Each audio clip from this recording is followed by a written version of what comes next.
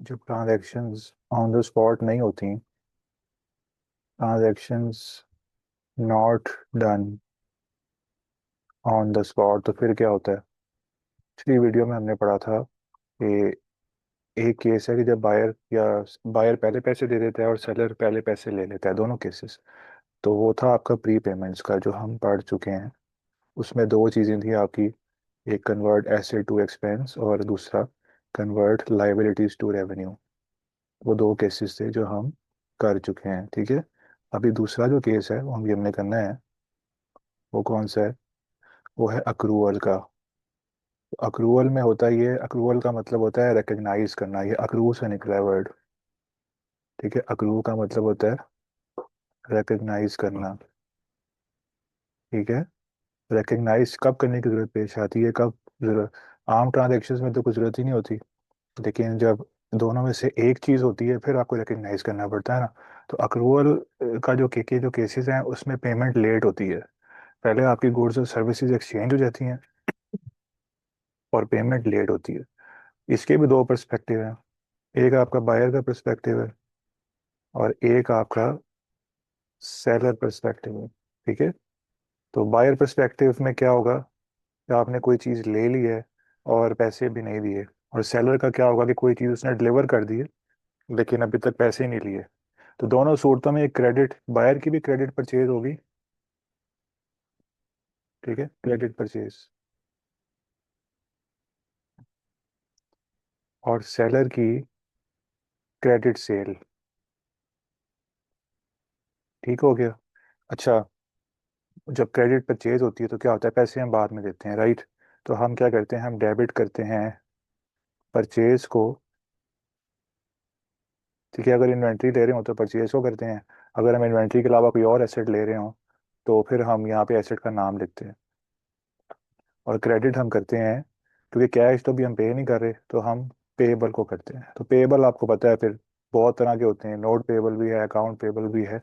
हमने डिस्कस किया था एक और वीडियो में डिटेल से, उसको देखिएगा अगर आपके कॉन्सेप्ट इस बारे में जो है वो नहीं है या कम है। उसको वहाँ पे उस वीडियो को ज़रूर देखिएगा प्लीज़। अगर सेलर है तो सेलर का क्या होता है कि क्रेडिट वो सेल को करता है। ठीक है। सेल से इनकम आती है तो से इनकम भी जब बढ़ती है क्रेडिट होती है, रेवेन्यू, इनकम, सेल, ये सब जब बढ़ते हैं तो क्रेडिट होते हैं। और डेबिट क्या होता है, कैश होता है, लेकिन चूंकि यहाँ पे क्रेडिट सेल है तो कैश नहीं होगा, तो रिसीवेबल होगा आपका। ठीक है, रिसीवेबल। मैं सिर्फ रिसीवेबल इसलिए लिख रहा हूँ क्योंकि अकाउंट रिसीवेबल भी हो सकता है और नोट रिसीवेबल भी हो सकता है, डिपेंड कि आपने किस तरीके से जो है वो सेल किया है, क्या टर्म्स एंड कंडीशंस थी। तो यहाँ पे देखो दोनों सूरत हाल में पैसे भी अभी आपके पेंडिंग है। तो इसका मतलब है, ये देखो ये एंट्रीज तो आप पहले भी पास करते रहे हो, जो आपने डबल एंट्री हम कर रहे थे, हमने चैप्टर 3 में भी पढ़ा था, तो ऐसी एंट्रीज थी वहाँ पे भी। तो ये एंट्रीज जो है ना, ये एडजस्टिंग एंट्रीज ही हैं। ठीक है, उस टाइम आपको पता नहीं था, बस है ये एडजस्टिंग एंट्री। ठीक हो गया। तो इसमें ये है कि मुस्तकबिल में आप क्या करते हो, कैश पे कर देते हो और ये पेएबल है ये ख़त्म हो जाता है। जैसे कि जब आप मुस्तकबिल में इसकी पेमेंट कर दोगे तो हम ये पेएबल को ख़त्म कर देंगे और हम क्रेडिट कर देंगे कैश को जो चला गया। ठीक हो गया। और यहाँ पे भी हम यही करेंगे कि पैसे रिसीव हो गए हैं आपको, डेबिट कैश और क्रेडिट रिसीवेबल, क्योंकि रिसीवेबल को ख़त्म भी करना है। अच्छा, आमतौर पे होता क्या है इन इस तरह की सिचुएशंस में कि आपने कोई चीज़ अगर फॉर एग्जांपल ख़रीदी है और पैसे नहीं दिए, तो ख़रीदने के कुछ टर्म्स एंड कंडीशंस होती हैं ना, ऐसे तो नहीं कोई आपको चीज़ बेच देता। जब आपको कोई चीज़ बेचेगा तो उसकी कोई इनवॉइस होगी। चलो हम यहाँ नीचे लिख लिख के करते हैं ताकि और ज़्यादा इसमें क्लैरिटी आए आपको। ठीक है, जब हम कोई चीज़ जो है वो ख़रीदते हैं तो उसकी कोई इनवॉइस आती है। इनवॉइस में लिखी होती है डिटेल्स।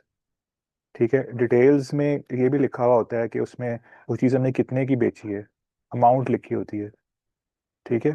तो बाज़ औक़ात ऐसा भी होता है कि आपको इनवॉइस जिस शख्स से आपने ख़रीदी होती है वो आती नहीं है आपको, तो आप सोचोगे कि ऐसे क्यों होता है, कि क्यों नहीं आती, ऐसे कैसे पॉसिबल है, उसने पैसे नहीं लेने हमसे। लेकिन बाज़ औक़ात ऐसे होता है, क्यों? क्योंकि बिजी सीजन भी होते हैं ना, खासतौर पे सीजनल बिजनेस जो होते हैं। तो बिजी सीजन में फॉर एग्जांपल बहुत ज़्यादा उस बंदे की जो है वो जिससे हमने ख़रीदा है, जिससे परचेज किया, तो उसकी सेल बहुत ही ज़्यादा हो रही है। तो उसके अकाउंटेंट्स हैं, वो बारी बारी भेजेंगे, और आपका अभी नंबर ही नहीं आया कि आपको इनवॉइस भेजी जाए, तो उन्होंने आपको अभी तक इनवॉइस ही नहीं भेजी। तो उस सूरत हाल में आप क्या करोगे कि इनवॉइस तो आई नहीं। इनवॉइस आएगी तो पेबल बनेगा। इससे आपको एक बात और पता चल जाए कि पेबल जो है, पेबल इज रिकॉर्डेड व्हेन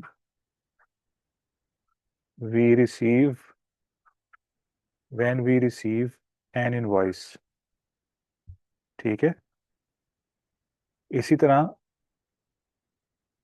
इसी तरह से आपका रिसीवेबल का भी यही है कि रिसीवेबल भी आप तब रिकॉर्ड करते हो जब आप इनवॉइस भेजते हो, क्योंकि आप सेलर हो ना इस केस में। तो यहाँ पे भी अगर आपने जो है, यहाँ पे भी मुझे ये लिखना चाहिए कि receivable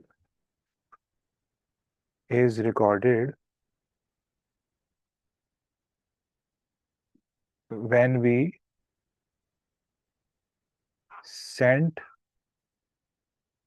when we send an invoice to customer. ठीक है।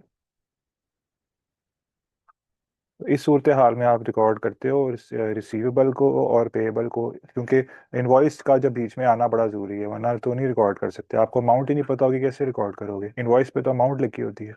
एक इनवॉइस, एक अमाउंट आपके अंदाजे की होती है जो वर्बली आपकी आपस में बातचीत हुई होती है। एक जो है ना वो रियल जो इनवॉइस, जो टर्म्स एंड कंडीशंस वाली, उसमें थोड़ा सा ऊपर नीचे हो जाता है।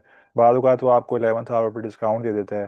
बाद औक़ात ये होता है कि कोई आपने कोई चीज़ मंगवानी होती है, तो उसकी कम्यूटेशन होती है, उसकी कैरेज इनवर्ड्स, यानी कि किसी गाड़ी में उसको भेजना होता है, डिलीवरी करनी होती है। तो वो डिलीवरी एंड वक्त पे नहीं हो पा रही होती, तो कोई इमरजेंसी डिलीवरी करने के लिए कोई और मीडियम यूज़ करना पड़ता है, तो वो और महंगा पड़ जाता है। ठीक है। तो ये चीज़ें होती हैं बाज़ औक़ात ना।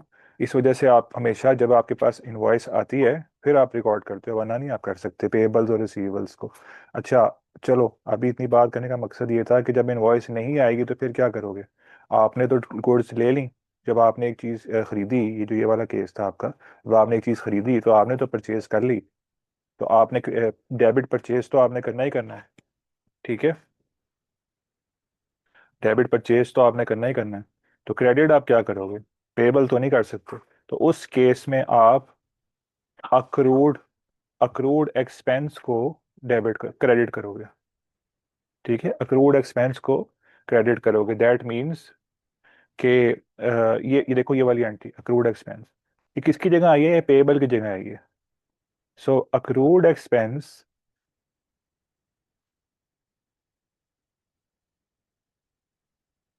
Is recorded is recorded when we haven't received an invoice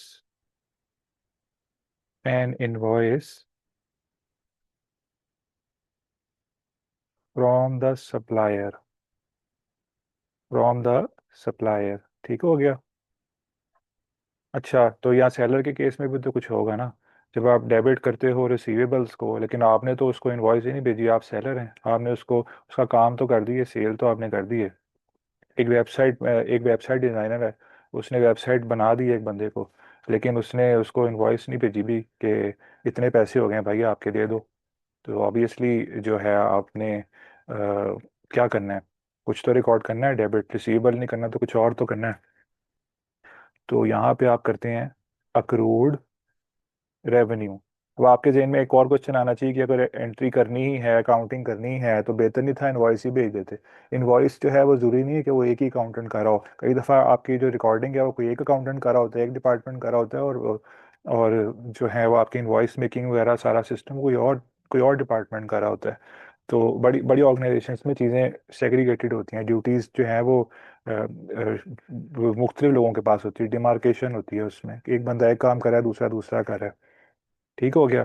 तो ये वाली जो एंट्री है आपकी अक्रूड रेवेन्यू, ये किस प्लेस पे आएगी? ये अक्रूड, चलो यहाँ इसके भी लिख लेते हैं टैक्स के accrued revenue is recorded accrued revenue is recorded when we as a seller has provided the services, has provided the goods or services,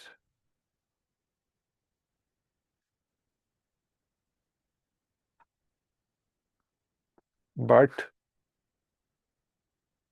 have have not sent an invoice against it। लेकिन हमने कोई उसके against invoice नहीं भेजी होती। ठीक है, इस वजह से हम क्या करते हैं, हम जो है वो हम उसकी जगह अक्रूड रेवेन्यू रिकॉर्ड कर लेते हैं। ठीक हो गया। तो लेकिन अब चलें देख लेते हैं कि अक्रूड रेवेन्यू और अक्रूड एक्सपेंस बाय नेचर क्या होते हैं। जैसे हमने प्री पेमेंट में नहीं देखा था कि प्रीपेड एक्सपेंस आपके जो है वो एसेट होते हैं, और जो अनअर्नड लाइबिलिटीज हैं वो आपकी अनअर्नड रेवेन्यू आपकी लाइबिलिटीज होती हैं। तो ये क्या होता है बाय स्पिरिट अक्रूड एक्सपेंस? एक तो बहुत आसान लॉजिक है कि ये किसके सब्स्टिट्यूट में आ रहा है, पेबल के सब्स्टिट्यूट में आ रहा है। सब्स्टिट्यूट ऑफ पेबल है तो इसका मतलब है कि पेबल भी लाइबिलिटी होता है, तो ये भी लाइबिलिटी ही है। एक लॉजिक तो ये है जो बहुत ज़्यादा आसान है। ठीक है, दूसरी लॉजिक ये है कि अक्रूड एक्सपेंस में होता क्या है, हमने इकोनॉमिक बेनिफिट अवेल कर लिया होता है। देखो हमने परचेज कर लिया ना, चीज़ें हमारे पास आ गई होंगी, और इकोनॉमिक सेक्रीफाइस हमने करना है, कल को पैसे देने हैं। अब ये नहीं पता कितने देने हैं क्योंकि इनवॉइस नहीं आई, इसलिए हमने ये रिकॉर्ड कर लिया, लेकिन पैसे तो मुस्तकबिल में देने हैं ना, इकोनॉमिक सेक्रीफाइस तो करना है, तो इसलिए ये लाइबिलिटी होती है। ठीक है, अब आ जाओ जी यहाँ पे, इस पे ये जो दूसरा है एक्रूड रेवेन्यू, ये भी इसकी बड़ी आसान लॉजिक है कि किसकी ये किसकी सब्स्टिट्यूट एंट्री है, ये आपकी रिसीवेबल्स की सब्स्टिट्यूट है। कि इनवॉइस नहीं आपने भेजी तो आपने कुछ तो आपके अकाउंटेंट ने कुछ तो रिकॉर्ड करना है, तो इसीलिए ये क्या है, ये आपका एसेट है। ठीक है, सब्स्टिट्यूट का सब्स्टिट्यूट किसका है, ये रिसीवर का सब्स्टिट्यूट है, इसलिए ये एसेट है। दूसरी लॉजिक ये है कि अक्रूड रेवेन्यू में ये होता है कि आपने इकोनॉमिक सेक्रीफाइस कर दिया होता है। गुड्स और सर्विसेज, जिस तरह मैंने यहाँ लिखा देखा, गुड्स और सर्विसेज आपने सेल कर दी हैं। ठीक है, अब आपने इकोनॉमिक बेनिफिट लेना है, यानी कि पैसे उससे कलेक्ट करने हैं। पैसों के अमाउंट आपको अभी आप डायरेक्टली यहाँ पे कलेक्ट नहीं लिख सकते। लिख सकते हैं, अमाउंट तो लिखेंगे आप, लेकिन वो अमाउंट अप्रोक्सीमेट होगी, वो रियल अमाउंट नहीं होगी, थोड़ी सी ऊपर नीचे हो सकती है। फॉर एग्जांपल अगर 1,000 लिखेंगे तो 1,010 हो सकती है, या कोई 10 रुपये कम हो सकती है।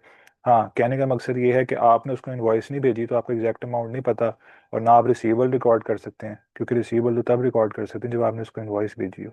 नहीं भेजी तो फिर वो अक्रूड रेवेन्यू रिकॉर्ड होगा उसकी जगह पे, सब्स्टिट्यूट एंट्री है। ठीक है, हम जो भी क्वेश्चंस करेंगे चैप्टर नंबर 4 के अंदर, तो वो उसके अंदर ये जो अक्रूड रेवेन्यू और अक्रूड एक्सपेंस का केस है, वो हम कम ही डिस्कस करेंगे, या सदन ना डिस्कस करें। उसमें हम बड़ी सिंपल एंट्रियाँ करेंगे, जिस तरह हम चैप्टर 3 में कर रहे थे। उसमें जब जो है वो डिले होगा पेमेंट में, तो हम अज्यूम करेंगे उसमें इनवॉइस वगैरह भेजी भी होगी, सब काम हुआ होगा, तो वो उसमें पेबल ही रिकॉर्ड होगा, जिस तरह यहाँ पे हुई एंट्री ये वाली, उसमें पेबल ही रिकॉर्ड होगा क्रेडिट में, और जब जब आप सेलर होंगे तो डेबिट रिसीवेबल ही रिकॉर्ड होगा। सही है, तो वो उसमें आसान केसेस हैं आपके। अच्छा, थोड़ा सा इस कॉन्सेप्ट को अब एक्सटेंड करते हैं, मतलब अभी तो हम इनवॉइस की बात करें ना, तो यहाँ पे आ जाएं वापस, ये जो पेबल वाला सेक्शन था, एक ये पेबल और अक्रूड रेवेन्यूज वाला, ये बायर का सेक्शन है, आपको पता है बायर का पर्सपेक्टिव है। तो इस केस को थोड़ा सा अगर हम एक्सटेंड करें, तो जितने भी तरह के पेबल्स हैं आपके, सिर्फ ये अकाउंट पेबल और नोट पेबल नहीं, और भी जितने भी तरह के आपके आपके जो हैं वो पेबल्स हैं, कौन कौन से हैं आपको पता है कि जब आप सारा हाँ महीना अपने एम्प्लॉयज से काम करवाते हैं, तो उनसे इकोनॉमिक बेनिफिट अवेल करते हैं, तो सैलरी एक्सपेंस बनता है। उनको अभी तक आपने सैलरी नहीं दी, तो वो क्या होगा, वो सैलरी पेएबल होगा। ठीक है, सैलरी अभी नहीं दी, पैसे नहीं दिए, इसका मतलब डिले कर दिए हैं, तो ये भी अक्रूवल केस ही है, जिसमें आप सैलरी पेएबल अब बाद में। इसी तरह जो है वो, अगर एम्प्लॉय रिकॉर्डिंग करेगा अपनी खुद, तो उसके लिए क्या है ये, उसके लिए तो ये रेवेन्यू है ना, जो कि क्रेडिट होगा, और डेबिट वो करेगा जी सैलरी रिसीवेबल। ठीक है, इसी तरह से इंटरेस्ट पेमेंट भी है आपकी, तो उसमें भी आप यही करोगे कि डेबिट इंटरेस्ट एक्सपेंस आपने लोन लिया, पूरा साल उसको यूज़ किया, तो इकोनॉमिक बेनिफिट उससे वेल किया, इंटरेस्ट एक्सपेंस आपको पड़ गया। सही है। तो अब आपने लेकिन अभी पे नहीं किया, तो इसका मतलब है पोस्ट पेड एक्सपेंस है, तो इंटरेस्ट पेएबल भी बनेगा। पेमेंट लेट हुई तो पेएबल बन गया, ठीक है।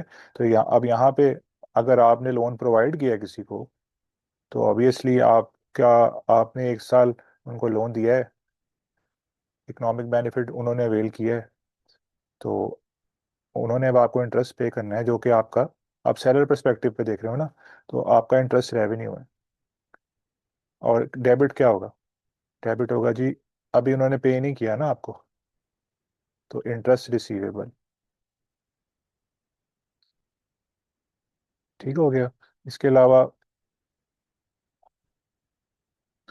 इंटरेस्ट जो है वो उसकी, बेशक यहाँ पे हमारे रिलीजन में है तो हराम, लेकिन ये कि इसकी एंटीज काफ़ी सारी होती हैं, तो इस वजह से मुझे इसकी एग्जांपल भी देनी पड़ी है। एक ये, बल्कि ऊपर वाली भी सेम ही है। तो एक्सपेंस और पेबल वाली जो एंट्रीज है ना सारी, ये वाली भी है, ये वाली भी है, ये वाली भी है। एक और भी है वैसे केस, वो जब आप डिविडेंड अनाउंस करते हैं, ठीक है, तो डिविडेंड अभी पे नहीं किया आपने, तो डिविडेंड पेएबल, इस तरह का केस भी है, ठीक है। तो अब ये देखो आपको समझ आ गई है इसमें जो है। तो आप जो रिसीवेबल वाले केसेस हैं या पेएबल वाले केसेस हैं, वो चाहे आपके जो है वो परचेज और सेल के साथ हों, चाहे आपके और मामलात में हों। तो देखो यहाँ पे अगर एक एग्जांपल मैं आपको थोड़ी सी और दूँ ना, कि ये सैलरी पेएबल वाली, तो सैलरी पेएबल के अंदर भी ये होता है कि आपने एम्प्लॉय की सैलरी स्लिप बनती है। जब आप एम्प्लॉय पूरा सा महीना काम करते हैं ना, उसके बाद उसकी सैलरी स्लिप आती है। वो स्लिप भी एक सॉर्ट ऑफ मतलब होती, तो वो प्रॉपर इनवॉइस नहीं है, उसको आप इनवॉइस ऐसे नहीं कह सकते, लेकिन ये कि वो उसमें डिटेल्स होती हैं कि एक बंदा जो है वो उसकी बेसिक सैलरी कितनी है, उसके बाद उसमें जो उसको अलाउंसेस मिल रहे हैं, कई दफ़ा रेंट अलाउंस मिल रहा होता है, कई दफ़ा फ्यूल मिल रहा होता है, कई दफ़ा ऐसी चीज़ें और होती हैं। कई दफ़ा ऐसा होता है कि उसने वो कहीं गया होता है, तो TADA जो ट्रैवलिंग वगैरह में मिलता होता है, वो भी उसको मिल रहा होता है। तो सैलरी का कुछ पोर्शन जो है वो वेरिएबल भी होता है, सारे का सारा फिक्स नहीं होता। कि फॉर जिस समय मैंने बताया ना, अभी कोई ट्रैवलिंग की है उसने, फलाना है, या फिर पिछले महीने जो है वो उसने उसकी सैलरी ज़रा ज़्यादा कट गई थी, ठीक है, टैक्सेस ज़्यादा कट गए थे बाय मिस्टेक, तो इस महीने उन्होंने उसको ज़्यादा अमाउंट पे कर दिए सैलरी की, क्योंकि पिछले पिछले दफ़ा ज़्यादा काट ली थी ना। तो इसका वाइस वर्सा भी हो सकता है कि पिछली दफ़ा जो है ना वो कम काटी थी, अगली दफ़ा ज़्यादा काट के दिए उन्होंने सैलरी। तो सैलरी स्लिप जो है वो जब आती है, तो फिर आपको सही वाले पेबल का पता चलता है। तो अदरवाइज वो भी एक रूड एक्सपेंस ही है, ठीक है। तो बस दिस इज इट, ये आपका जो है ना इंट्रोडक्शन था इसका, कि रिसीवेबल